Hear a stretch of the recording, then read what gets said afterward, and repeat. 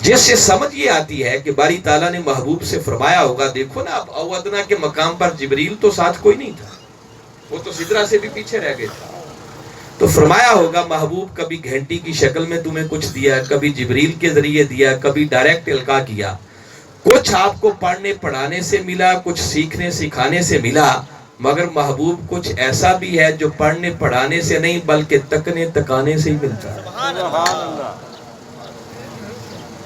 اس وحی کے عطا کی کیا شکل ہوگی وہ خدا بہتر جانتا ہے، مگر قرآن ذکر یہی کرتا ہے اِنَّهُ هُوَ السَّمِيعُ الْبَصِيرُ۔ بصیر کی بات ہے کہ پھر وہ تکا جانے والا تھا، یہ تکنے والا تھا، اور وہ تکنے والا تھا تو یہ رسول تکا جانے والا تھا۔ فرمایا محبوب اس خلوت کے سما میں اب تمہیں وہ وحی بھی عطا کرتا ہوں جو تکنے تکانے سے ملا کرتا۔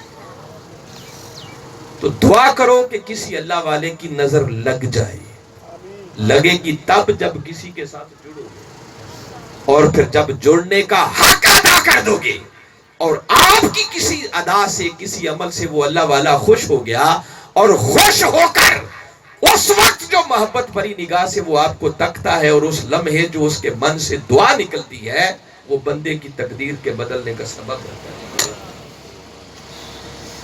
آؤ، ہر دور میں ایسے اچھے لوگوں کی کمی نہیں ہوتی، اور اس دور میں بھی ایک ایسا اللہ والا ہے جس کو لوگ ڈاکٹر طاہر القادری کے نام سے جانتے ہیں، اور اس کے ساتھ جڑنے کا طریقہ اس مشن کی سنگت اور رفاقت ہے، ممبرشپ ہے۔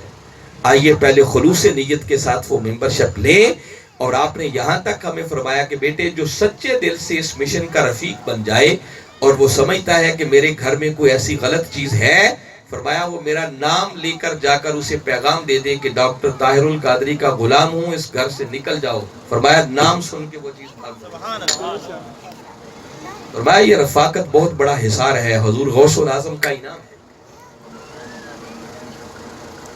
آؤ اس مرد کلندر کی صحبت سے استفادہ کرنے کے لیے ان کے مشن کے رفیق بنو، دست و بازو بنو۔ ابھی رمضان کے آخری عشرے میں اعتکاف ہو رہا ہے، لاہور میں شہر اعتکاف بس رہا ہے۔ اس مرد کلندر کی صحبت میں بیٹھنے کے لیے جن کو اللہ نے موقع دیا ہے، آئیں اس اعتکاف پہ بیٹھیں، نہ جانیں یہ صحبتیں کتنی دیر ہیں۔ آج اس مرد کلندر کی صحبت میں بیٹھے، ان کے لڑ لگیں اور لڑنے کا حق لگنے کا حق ادا کریں، پھر دیکھیں اللہ آپ پر کرم کیسے کرتا ہے۔ تو بیسیکلی چیز میں نے بتا دی کہ جنات ہوں، جادو ہوں، نظر بد ہوں، ان کے شر سے بچنے کے لیے بہترین وظیفہ سب سے پہلے طہارت کو اپنائیں، 5 وقت کی نماز کو معمول بنائیں، قرآن کی تلاوت کرنا شروع کریں، اور آخری 2 سورتیں بالخصوص پڑھ کر اپنے اوپر جس کو بھی یہ شکایت ہو دم کریں، انشاءاللہ اللہ اس مشن کے صدقے خیر ہی خیر۔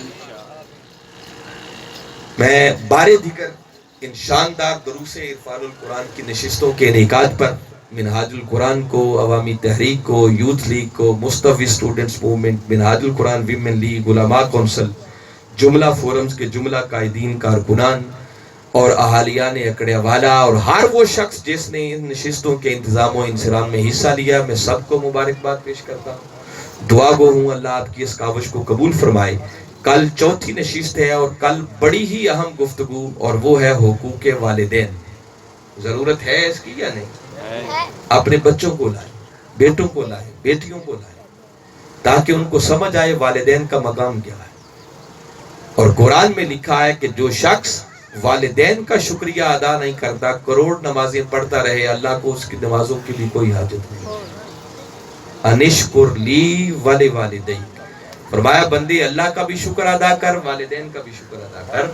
اور عبداللہ ابن عباس کہتے ہیں کہ جو بندہ اللہ کا شکر ادا کرے، والدین کا شکریہ ادا نہ کرے، تو اللہ کو اپنے شکریہ کی بھی کوئی ضرورت نہیں ہے۔ کل اس موضوع پر ایمان افروز گفتگو ہوگی اور تشریف لائیں گے حضرت علامہ رانا نفیس حسین۔ پہلا خطاب کس نے کیا تھا؟ صابر کمال وٹو۔ کل آئیں گے رانا نفیس حسین، اور آج میں رانا ادریس خطاب کر رہا۔